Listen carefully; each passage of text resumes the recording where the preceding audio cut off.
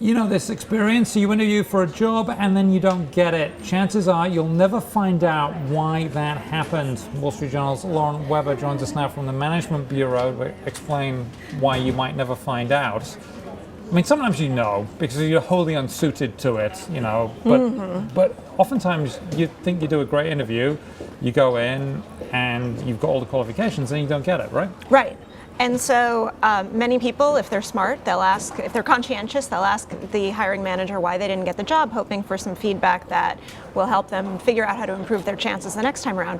But companies are extremely reluctant to give that feedback for a few different reasons. Even if you don't say, what's wrong with you, why didn't you hire me, they still won't give you the feedback. If you say very politely, look, I really want to do well, but they won't. Why won't they? Well, some will. I'll just make that clear. But many refuse, and often it's on the advice of their company lawyer, who will say, you know, be as vague as possible, be polite. It's the lawyers, isn't it? It's the lawyers, yes. So they'll, you know, they don't want any company to open grounds for a discrimination lawsuit. So if you tell a job seeker, well, we thought you were overqualified, a person might interpret that to mean you're telling me I'm too old for that job. Now, there may be a legitimate claim there, and there may not be, but you know, it's possible that the person will call a lawyer. Will this change? I mean, companies quite often complain that they get applicants who are just wholly unsuited, and they get deluged with jobs that people could not possibly do, or in the view of that company that the applicants couldn't possibly do.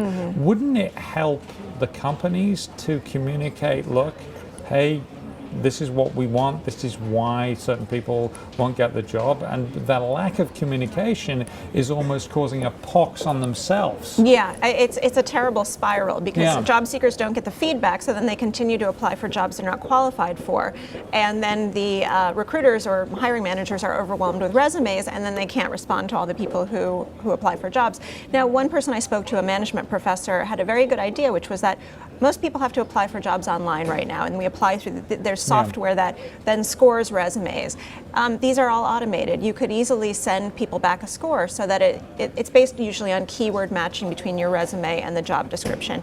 You could easily send somebody a score, and if somebody gets a 20 out of 100, they probably know that they're not qualified for the job they applied for. Now, It's useful. one of the things I experienced when I was at business school many years ago was getting rejected from a job I had never applied to. Which I think really went in there. Maybe companies could do that, and then you would know not to apply. I've never heard of that example. Great stuff, love it. Great story as Thank well. you. Maybe companies will shape up. Thank you very much, Lauren Weber of the Wall Street Journal. We appreciate your time there, and you can read more on that on WSJ.com.